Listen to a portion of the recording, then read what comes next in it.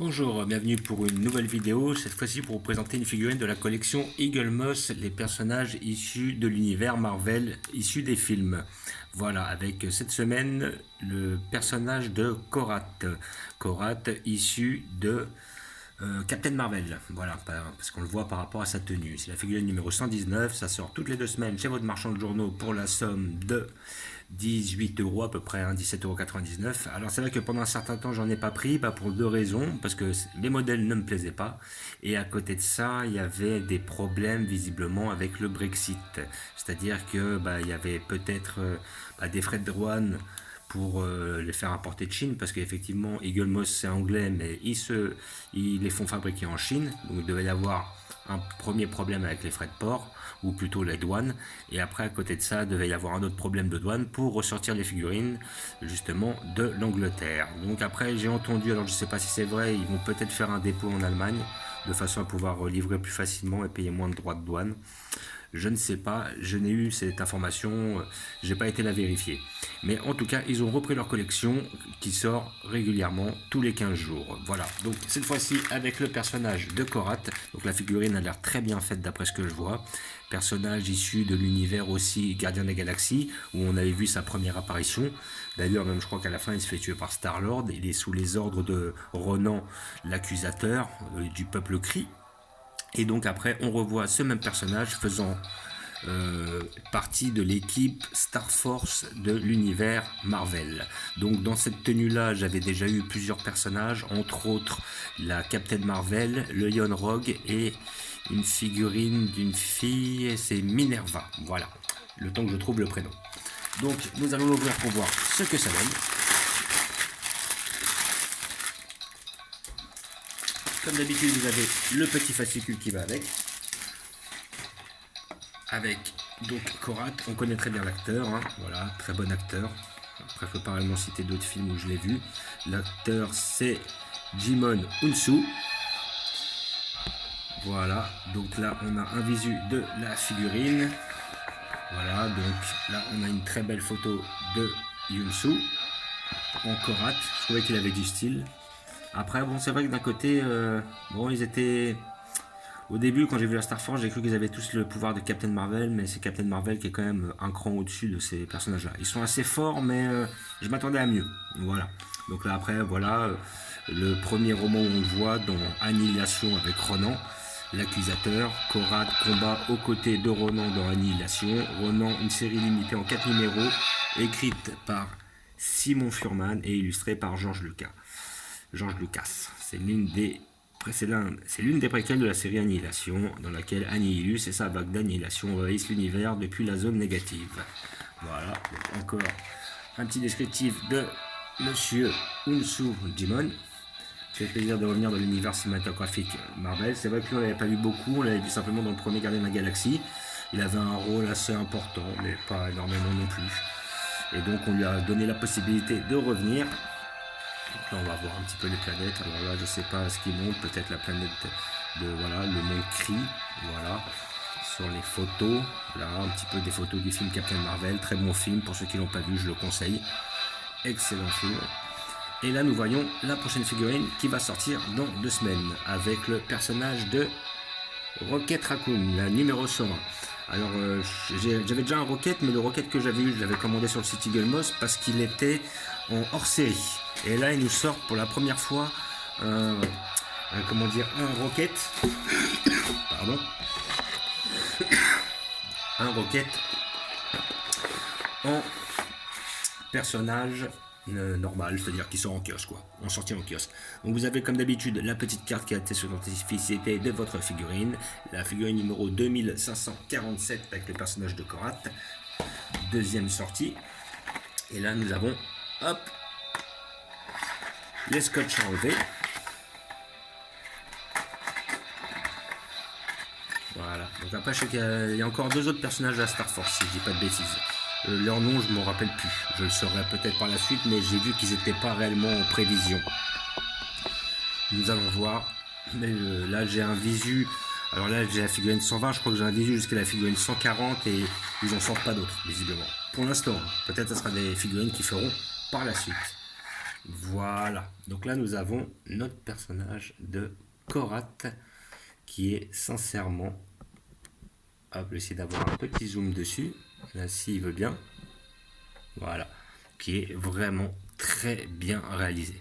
Alors, les épées sont bien faites, assez bénignes quand même, hein. Mais après, bon,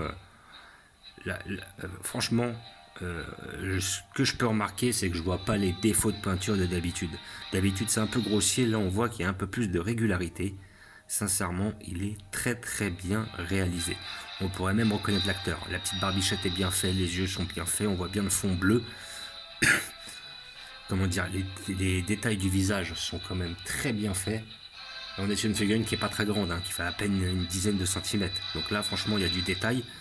Là derrière, on a visiblement l'endroit où il doit mettre ses deux épées, les fourreaux, voilà, fourreaux dorsaux. Voilà, on a quand même un personnage bien fait sur les jambes.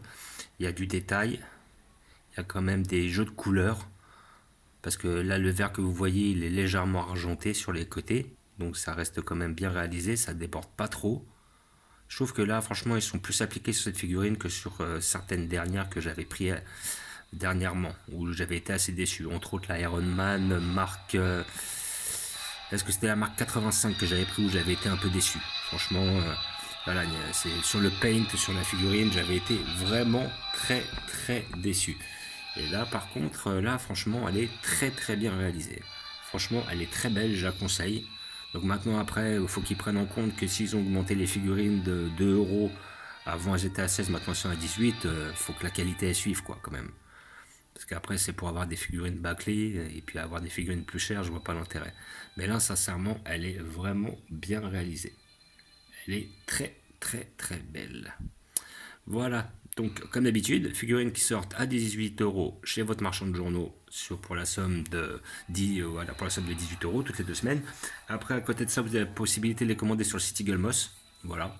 Sinon, après, il y a d'autres sites qui vous permettent de pouvoir les commander. Sur le site Eagle Moss, après, le souci, c'est que vous allez payer 8 euros de frais de port. Donc, il faut mieux faire une commande groupée. Au-dessus de 60 euros, vous payez plus de frais de port. Donc, après, c'est bien de profiter des soldes ou des offres. Des fois, ils font des offres. 3 pour le prix de 2. Donc, c'est le moment de saisir l'occasion. Et ils ont, par contre, sur ces figurines-là, ils ont facilement la moitié de leur stock qui est en rupture, quoi. Et ils le renouvellent assez peu. J'attends d'ailleurs certaines figurines Iron Man hors série. Ils les ont fait très peu de fois et à chaque fois qu'ils les rééditent, ils en éditent sur un petit nombre et puis les gens se les arrachent. Donc on ne les trouve pas. Et il y a certaines figurines qu'on peut trouver depuis un certain temps, voilà, qu'ils ont refait et tout, mais il y en a certaines qui sont très difficilement trouvables. Mais en principe, comme celle-là vient de sortir, vous pourrez la trouver assez aisément si vous ne la trouvez pas chez votre buraliste. Parce que si vous ne les prenez pas régulièrement, après il y aura un problème, on va dire, il aura des difficultés à se faire livrer. Voilà, donc comme d'habitude, je vais vous montrer la place que j'ai prévue pour ce personnage-là. Je l'ai prévu à côté de la Star Force, évidemment. Voilà, comme vous pouvez voir, les Star Force, la Star Force, les personnages. Voilà. Donc, je l'ai mis juste derrière, à côté de mon Captain Marvel. Comme vous pouvez voir, à côté vous voyez Minerva et Yon Rogue. J'ai mis tous les persos de Captain Marvel au même endroit, avec Goose aussi. Le chat qui avait absorbé le Tesseract, qui était en fait un extraterrestre, tout ça. Et Talos, j'ai dû le mettre derrière parce que j'avais plus trop de place pour lui. Donc, comme d'habitude, vous pouvez voir derrière les personnages de Doctor Strange, personnages secondaires. Après, là, vous avez les principaux méchants. Entre autres, le Yo-Yo Jacket, Soldat Shitori, Ghost, le Crâne Rouge, Talos est derrière, ainsi que Crossbone, le Mandarin. Et là, nous avons des personnages de Black Panther. Voilà, après quand vous revenez, là sur le devant, vous avez les Gardiens de la Galaxie. Après là, vous avez Iron Man Mark 85 avec le Hulk, avec le Grand Infini. Et juste devant, vous avez les principaux Avengers. Là, vous pourrez voir le Captain Marvel, le Doctor Strange, l'Iron Man en armure, ou plutôt avec son déguisement Team Suite du film Endgame. Derrière, vous avez la sorcière rouge avec son frère, le comment dire, Quicksilver. Après, vous avez le Faucon, vous avez le Thor issu du film Endgame, vous avez Ronin, vous avez le Soldat de l'Hiver, le Spider-Man, le Vision, vous avez justement le petit côté Ant-Man que j'ai mis derrière avec le Ant-Man en Team Suite, le Ant-Man en tenue normale, la première Wasp et la deuxième. Et vous avez Ronin, Black Widow, Black Panther et le Captain America juste devant. Comme d'habitude, j'ai mis tous mes hors-série au même endroit, ainsi que les armures d'Iron Man, comme vous pouvez voir. Voilà, j'essaie d'avoir un visu, j'ai très peu de luminosité, vu que je fais la vidéo le soir. Je vais mettre un petit peu plus de lumière pour qu'on le voit. Et vous avez, comme d'habitude, les persos secondaires de l'univers de Thor, ainsi que des persos des Gardiens de la Galaxie que vous voyez derrière.